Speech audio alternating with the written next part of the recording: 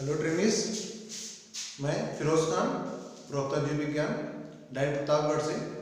आज मैं आप सभी को इस ऑनलाइन कक्षा के अंतर्गत विज्ञान विषय में जो आपका एक टॉपिक है पदार्थ यानी द्रव्य और उसकी अवस्थाएं, इस पर हम लोग आज बात करेंगे। और जैसे कि आप सभी जानते हैं कि पदार्थ क्या होता है, तो जो भी हमारे आसपास है जिसका आप अनुभव कर सकते हैं, जिसमें द्रव्यमान होता है और जिसको जो कुछ स्थान घेरता हो, उस सभी पदार्थों को आप जो है उन सभी वस्तुओं को आप द्रव्य या पदार्थ कह सकते हैं।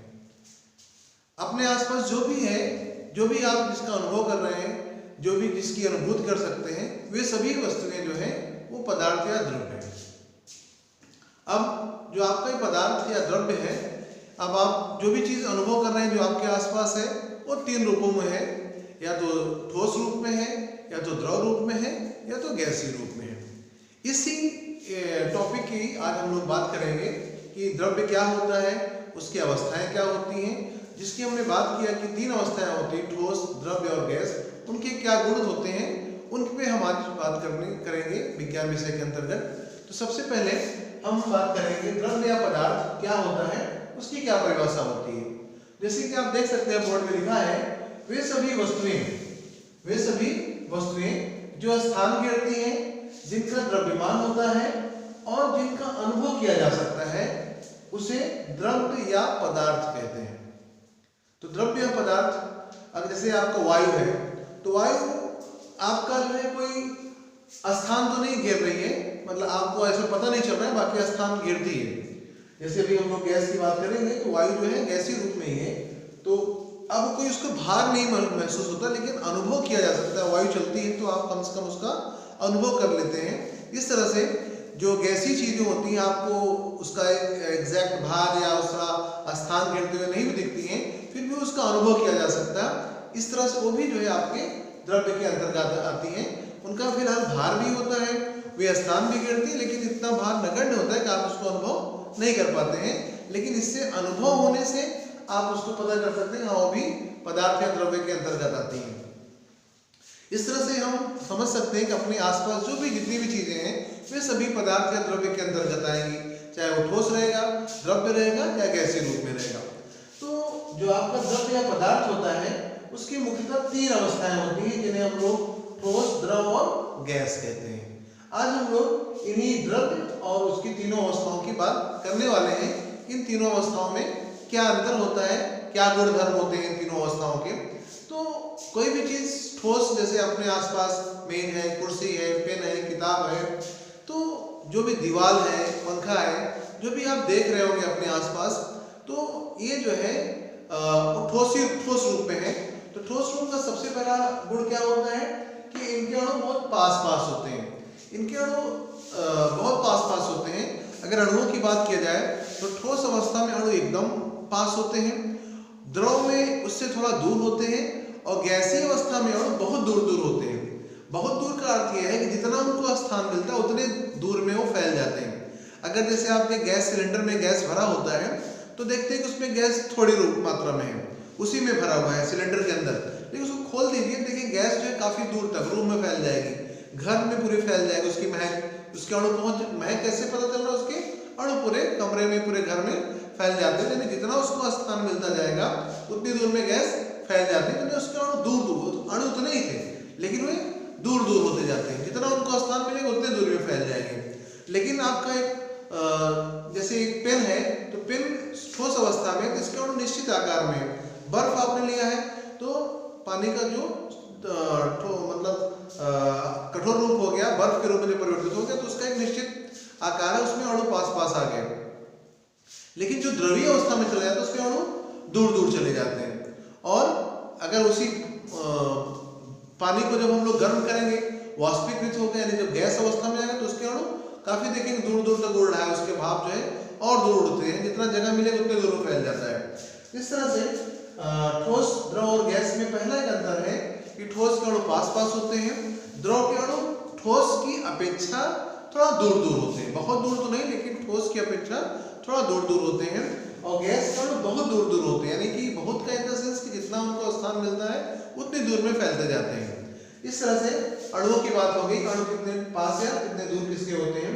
दूसरी मुख्य बात होती है कि आप देख रहे हैं कि ठोस का आकार निश्चित होता है, ठोस का आकार निश्चित होता है। जैसे पेन है जिसका एक निश्चित आकार है, लेकिन यही अगर हम इसको प्लास्टिक है अगर, तो प्लास्टिक को अगर हम गर्म कर दें, पिघल जाए, तो देखेंगे कि पिघल के जिस बर्तन में उसको गर्म करेंगे पिघले उसी का आकार ले लेती है। इस तरह से ठोस की आकृति निश्चित होती है, लेकिन द्रव या गैस की आकृति निश्चित नहीं होती।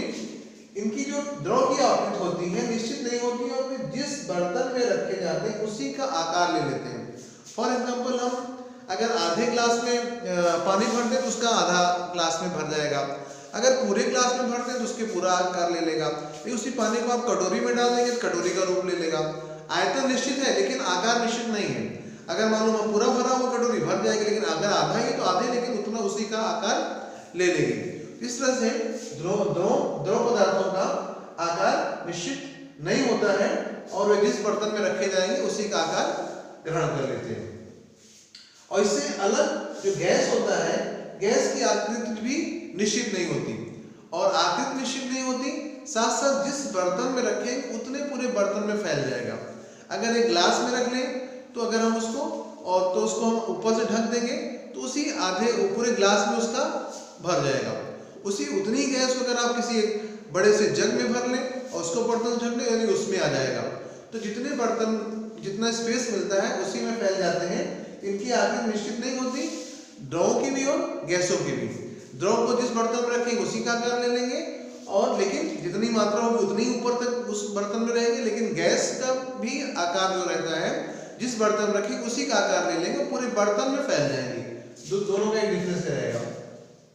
इसी प्रकार से जब हम ठोस की बात करते हैं तो जो आयतन होता है, ठोस का आयतन निश्चित होता है, लेकिन द्रव का आयतन या गैस, ठोस और द्रव दोनों का आयतन निश्चित होता है। अगर कोई लोहा है उसको हम लोग पिघला लें तो पिघलाने के बाद जितना उसका आयतन है वो निश्चित रहेगा, दूसरे बर्तन में डालेंगे उतना ही रहेगा। लेकिन और इसी तरह से द्रव है, जैसे आपका दूध है, उसको एक आधा लीटर में आपने तोला, उसको मापा और उसके बाद दूसरे बर्तन में डाल दिया तो वहां पर उसका आयतन बदल नहीं जाएगा, दोनों जगह एक ही समान आयतन रहेगा। लेकिन गैसों के मामले में मामला अलग है। अभी जैसे आपको इसके पहले बात कर रहा था आपसे कि जितना जगह मिलेगा उतनी दूर में गैस फैल जाती है। एक गैस के सिलेंडर में आपका गैस भरा है, गैस को खोल दीजिए उसका और रेगुलेटर से, और देखिएगा पूरे कमरे में फैल जाएगी। तो उसका जो है आयतन निश्चित नहीं होता, कितनी दूर में कितना जगह घेरेगी जो ठोस, द्रव और गैस, तो वो उसका आयतन कहला रहा है।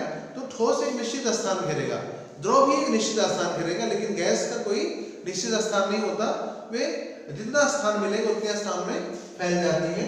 इस तरह से जो आज की क्लास में हमारा जो मैटर था कि द्रव्य या पदार्थ क्या होता है, उसकी कितनी अवस्थाएं होती हैं, उसके क्या गुणधर्म होते हैं, तो एक बार फिर आपको रिवाइज कर दिया जाए इस बात को कि द्रव्य या पदार्थ क्या है, कि जिस चीज का भी आपके आसपास जो है इसका आप अनुभव कर सकते हैं, जिसका अपना द्रव्यमान होता है, जिसका जो है अपना एक जो स्थान घेरती है, उन सभी वस्तुओं को हम क्या कहेंगे, द्रव्य या पदार्थ कहते हैं। इंग्लिश में इसी को मैटर कहते हैं आप, मैटर एंड इट्स स्टेजेस। तो द्रव्य जो है उसकी तीन अवस्थाएं होती हैं, ठोस, द्रव और गैस। ठोस, द्रव और गैस में कुछ समानताएं कुछ असमानताएं भी हैं। जैसे ठोस में आपने देखा कि जो अणु होंगे बहुत पास पास होंगे, गैस में अणु उससे थोड़ा दूर दूर होते हैं और द्रव में उससे थोड़ा दूर दूर होते हैं ठोस की अपेक्षाकृत, और गैस में अणु जितना स्थान मिलता है उतनी दूर में फैल जाते हैं। अणुओं की बात हो गई। इस तरह से अगर आप आकृति की बात करें तो ठोस का आकार निश्चित होता है, लेकिन आपके गैस का जो है आकार और द्रव का आकार निश्चित नहीं होता है। जिस बर्तन में हम लोग रख देंगे द्रव उसी बर्तन का रूप ले लेता है, और गैस को जिस बर्तन में आप रख देंगे उस संपूर्ण बर्तन के आकार में फैल जाएगा। इसी प्रकार से ठोस की बात करें तो इनका आयतन जो है निश्चित होता है और द्रव का भी आयतन निश्चित होता है। ठोस और द्रव दोनों का आयतन निश्चित होता है, लेकिन गैस का आयतन निश्चित नहीं होता, जितना स्थान मिलता जाता है उतने स्थान में वो फैलते जाते हैं। इस तरह से द्रव्य और उसकी अवस्थाएं पर आज हम लोग डिस्कस किए। नेक्स्ट टॉपिक में इसके द्रव्य के क्या गुणधर्म होते हैं इस पर हम लोग बात करेंगे। धन्यवाद।